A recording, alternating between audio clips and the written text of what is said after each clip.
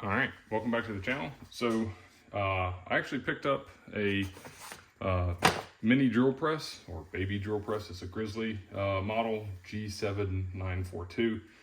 So I'm just going to be unboxing it and assembling it, and I guess giving some initial impressions. We'll start it up and try and drill some stuff with it. But just wanted to take you all along. So we'll get started unboxing it.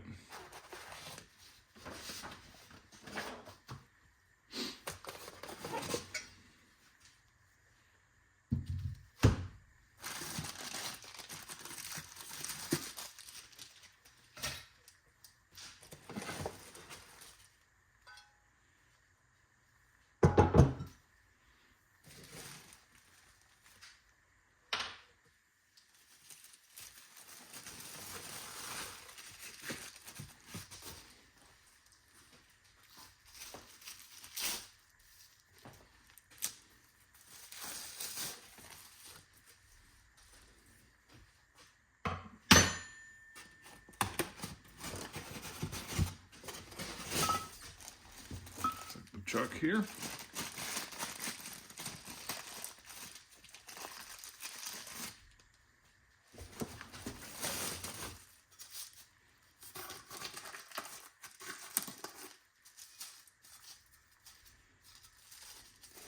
one's actually been in the box for a while. It was bought several years ago by a friend of mine. And they bought it as a backup unit and then never ended up using it. So they actually gave it to me. So I didn't pay for it, which is nice, but we'll see what we think of it.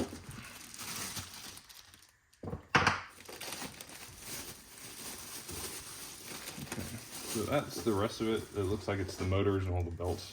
I'm actually going to set this box aside for now.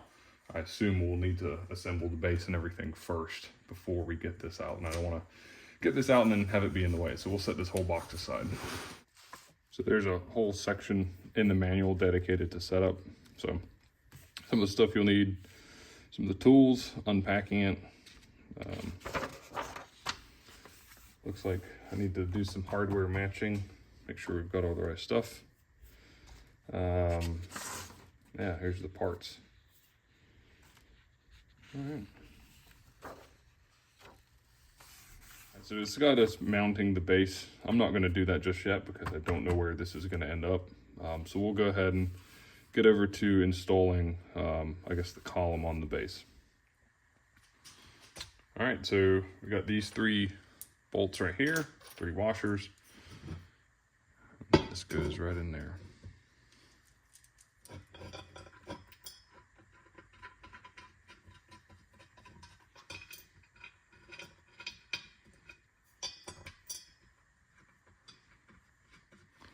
$13mm socket.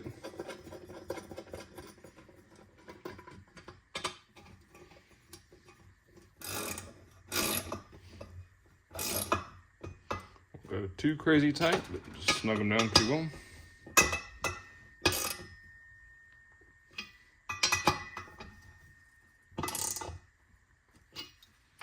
All right, so the next part is the table. So we'll just loosen this up and then slide this on down.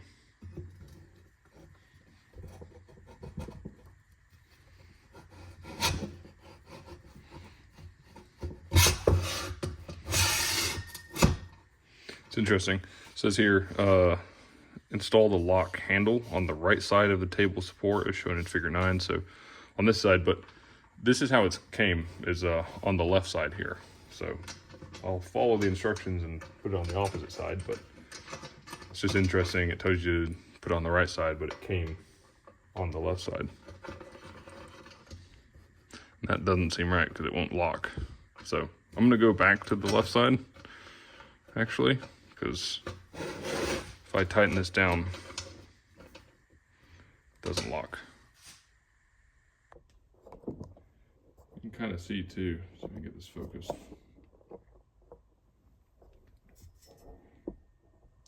There's a shoulder on this threaded piece that won't let it seat in. And there's not a recess for it on the right side. But on the left side, there is. So even though the instructions say put it on the right side, I think that is wrong.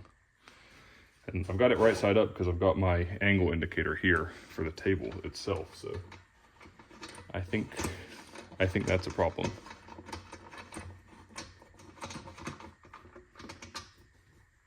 Yeah, so if I tighten that, that table locks down well. So I think it's wrong. So we're going to leave this on the left side here.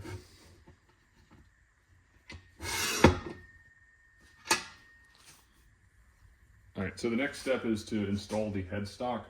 So now that we have our column up here, I'm going to lift this out of the box and set it on this column.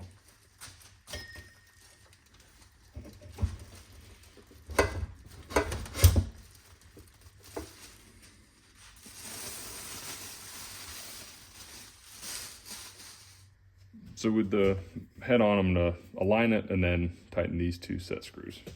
So that looks pretty good. I think it'll be good enough for now. Let's see if these two Allen wrenches. So it came with the little Allen wrenches to tighten these down, so we'll snug these up.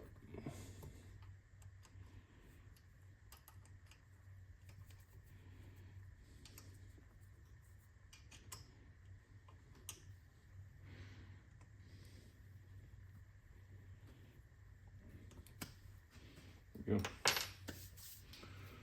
All right, the next step is to install the handles.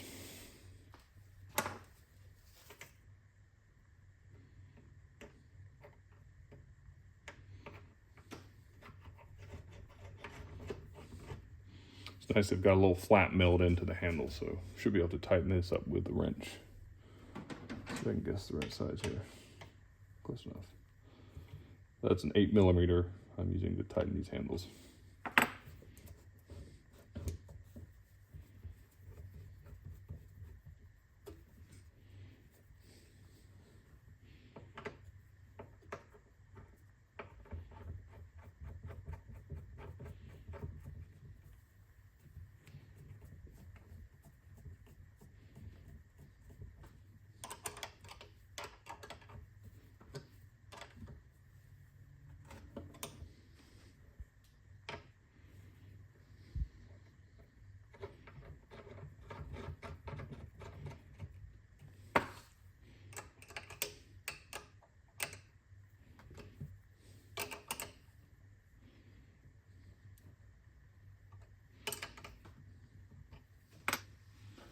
All right, so next I'm going to install the chuck.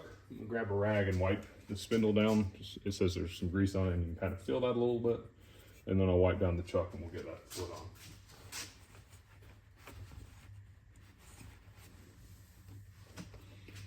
Here's the chuck. Let's rotate the chuck till the jaws are completely recessed. And I think that's there.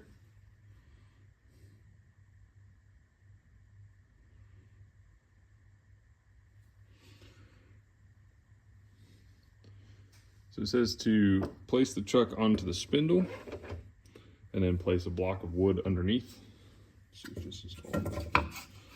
And then use the handles to kind of press the chuck onto there.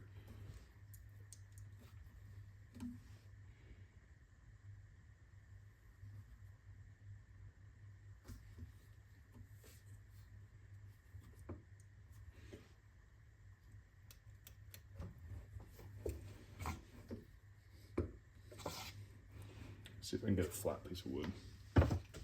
Yeah, a little bit better, a little flatter.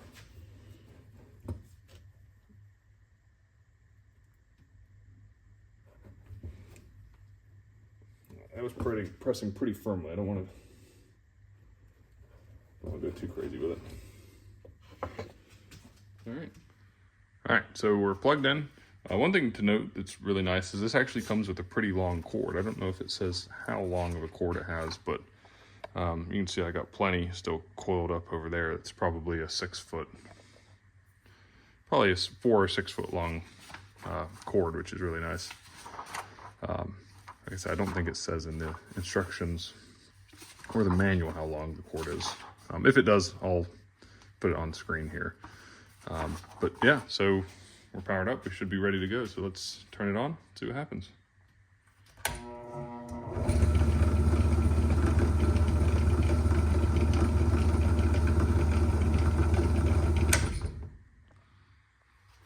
so you may have saw when I first started up, I'm getting some vibration. I took this belt off and ran the motor without, and it's perfectly smooth. So I think, honestly, this belt has been, or this unit's been sitting in the box for so long, I think the belt's just kind of gotten a little bit of a memory in that shape, and it's kind of funking as it goes around. So I put it down to the lowest speed setting. So I'm gonna run it for a little bit and see if we can't get rid of some of that memory from the belt. And then we'll meet back up and see if that works. All right, I ran it for a little bit and it seems to have settled down. I think, like I said, that belt just had a little bit of memory in it from sitting in a box so long. So we'll chuck up a drill bit and then I guess we'll drill some wood, see what we think. And then maybe drill some metal or something like that and see how it does. So it did come with a chuck tool.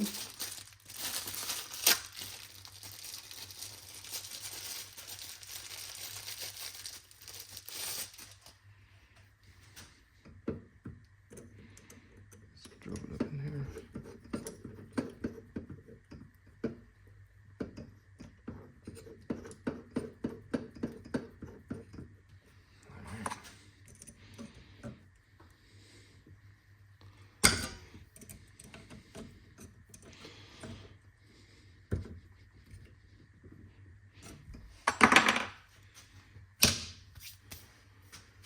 All right, so I've got a couple pieces of pine over here and then some oak.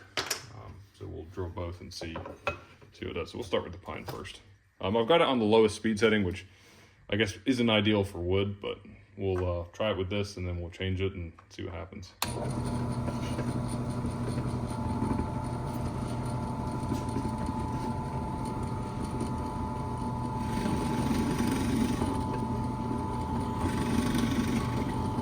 Really pretty nice.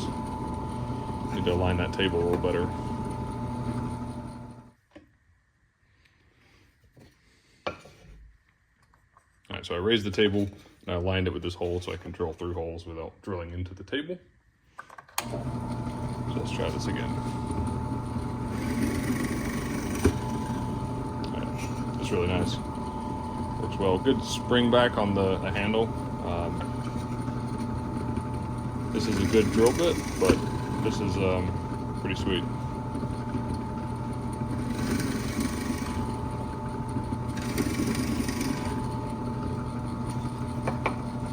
Try with this piece of oak now.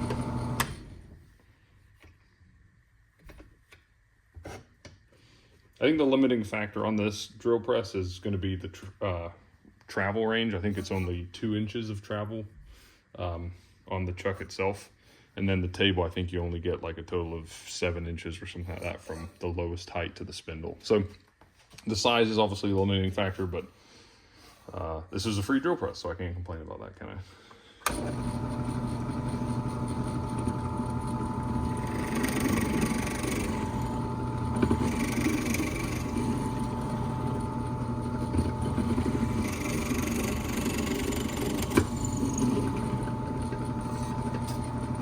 No problem going through oak.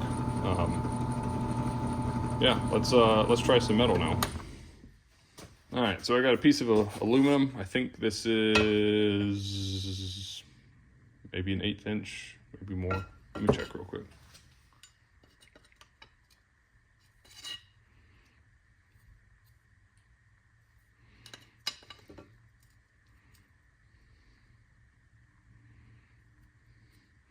So this is shown 181, so 3/16.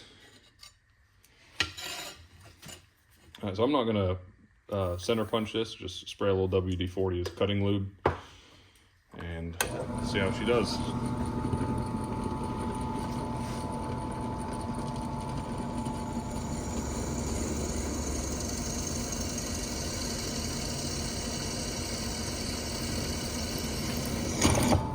Oh yeah, like butter.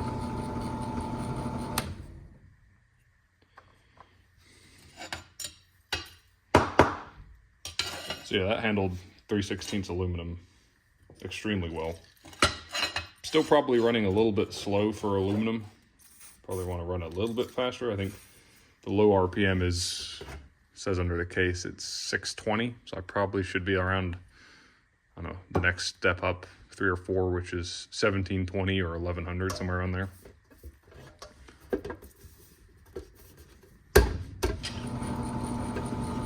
All right, so we'll give this another go.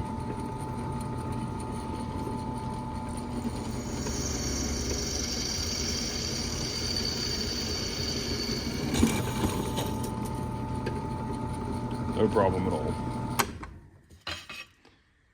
All right, let's try some steel now. So I've got a piece of this. I think this is 1/8 or around 102. So what is that, 10 gauge or 11 gauge? So let me grab some cutting oil and we'll give this a shot. This may be a bit of a struggle for this size of a drill bit without doing a pilot hole first, but we'll give it a shot.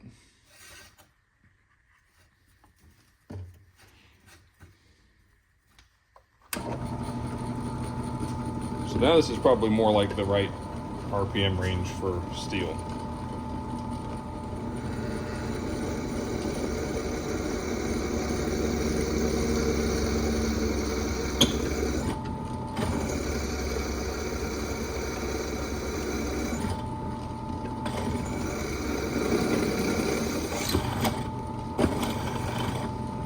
No problem. So you can see that cut through there pretty well. Really no issues. All right, so that's it. That was unboxing, setting it up, drilling a few parts. It went through wood, pine, oak, aluminum, 3/16, 1/8" steel, just fine.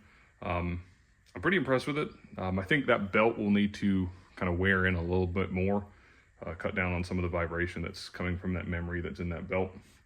The one thing is the instructions seemed like they were wrong about the handle for the table, but obviously you'd figure that out when you couldn't lock down your table that you needed to switch it to the other side. So yeah, I'm pretty impressed with this little unit. I think I went on their website. I think it's around like $160 or $170 usually, but it seems pretty well made. You've got a decent range of RPMs. Goes from 3100 down to 620, so should be able to do pretty much anything you needed. Seems pretty well built.